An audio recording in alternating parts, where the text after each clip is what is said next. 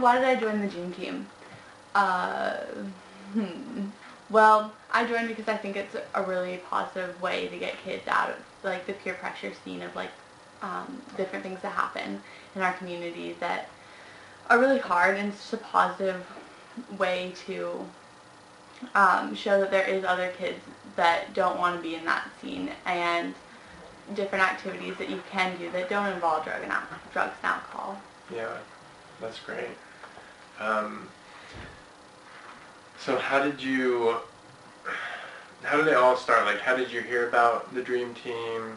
Did somebody else introduce it to you, or did you, like, how did that whole scenario work out? But when I transferred schools, I started my own Dream Team, but it wasn't called the Dream Team. It was Drug and Alcohol Prevention Coalition at Spring Street. And I became chair of the Prevention Coalition for San Juan County my junior year and did an internship as part of that, and then came back to Lopez and knew that I could be a part of it. So Nice. Wow. That's so people. cool. When did you do the coalition on San Juan, and then when did you get involved here on Lopez? I transferred schools my sophomore year and started a dream team. We called it Rock Solid at Spring Street. And then I was more involved in the coalition the second half of my sophomore year and my junior year. Mm-hmm.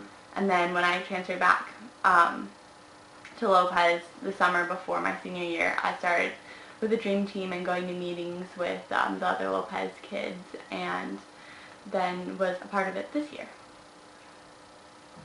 If you were to define what the Dream Team was, what would you say it is? A positive place for kids to be who they are and still be kids. Mm-hmm. Why do you think drug and alcohol prevention is important? I think drug and alcohol prevention for teenagers and middle schoolers, high schoolers, younger kids is important because it keeps them being kids. Drugs and alcohol shouldn't be in their life yet, and this is just a way to educate them about the effects of it for future reference and to be able to help their friends.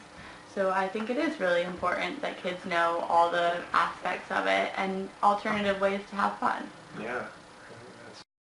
If you had a handful of kids and you were talking on the subject of drugs and alcohol, now these are younger kids, probably like middle or elementary school. Okay. What would you say about it? What would you say about it?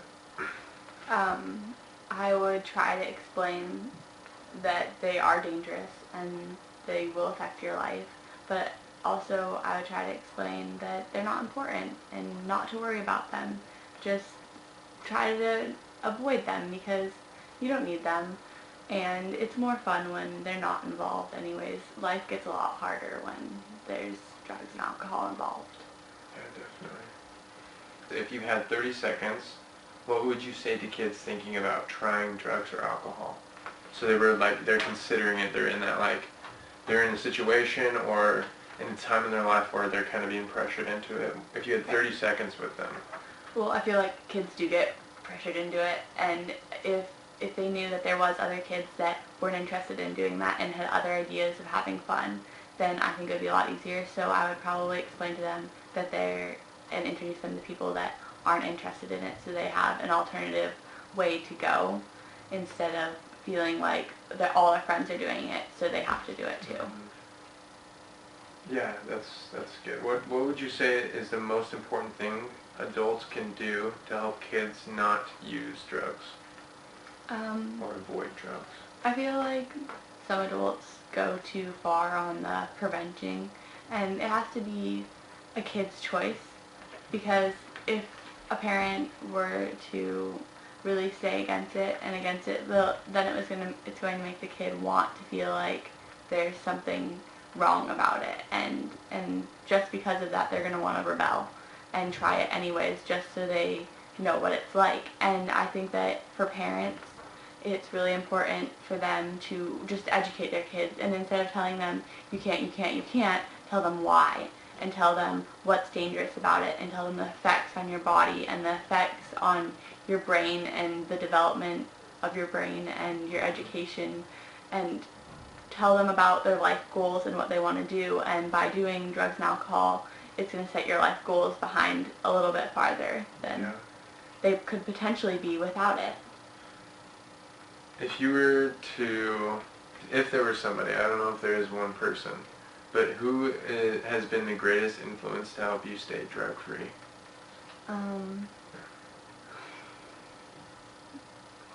Family has probably kept me the most, because they showed me that I don't have to be in the group of friends that does do that, and that I can have other friends, and they've never made it something where it's so bad. They've just explained to me that I shouldn't do it, and they've explained to me why and what effects that it'll have on my future, and if doing the things that I want, like I want to be an administrator in a hospital, and not being able to get good enough grades because I am partying or doing drugs and getting drunk before class, I'm not going to be able to do that. And just by them saying that has kept me really not interested. What were some of your favorite memories from the Dream Team or Rock Solid? My favorite memories? Well, last year, or I guess my junior year, I went to a Prevention Coalition forum in Yakima. And that was just so fun to see so many other kids. And there was so many other kids that weren't interested in doing drugs and alcohol. And they had so much fun in all these forums and volunteering at an elementary school, and we did a bunch of different activities and played a lot of games, and we met Miss Washington, and just being there with these kids that had the same views as I did was absolutely spectacular. That's really cool. That's really good stuff. So, there's no right or wrong answer to this question. This is just something that I thought would be a really powerful question to ask. And it's a yes or no, and then I'd like you to explain why. Okay. So, was it easy to be a part of the Dream Team? At first, no, because I honestly didn't think I was a good enough person to be a part of it. I thought it was kids that were the really good kids, and the kids that wanted to make a difference, and I didn't really know where I stood, and it was even harder when they said I wasn't good enough, and that I was going to go, and that my friends partied and did drugs, and that since my friends did, I wasn't allowed to be in part of the Dream Team. And so then when I found out and I met the leaders of the Dream Team and they looked at me with the weirdest face saying, "They said that to you?" Then all of a sudden it became really easy, and I became welcomed, and I knew that I could help too, and that I could be a part of it. So I guess yes and no. Yeah. At the same time. It really depends on the group of people. Yeah, the group of people that you're surrounded with. Mm-hmm. That makes sense. I think the group here is really welcoming and really opening, and anybody who wants to be a part of it can be, and that's how it should be. Was it worth the sacrifice to be a part of the Dream Team? For sure, because I honestly don't think it's that big of a sacrifice, because it's something I was already doing before, and being able to have a group of people behind me to support me was even better. I can imagine. It's so good. And we have one more question. Okay. Okay, maybe two. Let me see. Okay. Okay. How do you think staying drug-free will help you in the future? You kind of already mentioned this. Okay, well, like I said before, I feel like staying drug-free through college will really help me get a better career and better grades to put me in a better place in my future. Definitely. Definitely.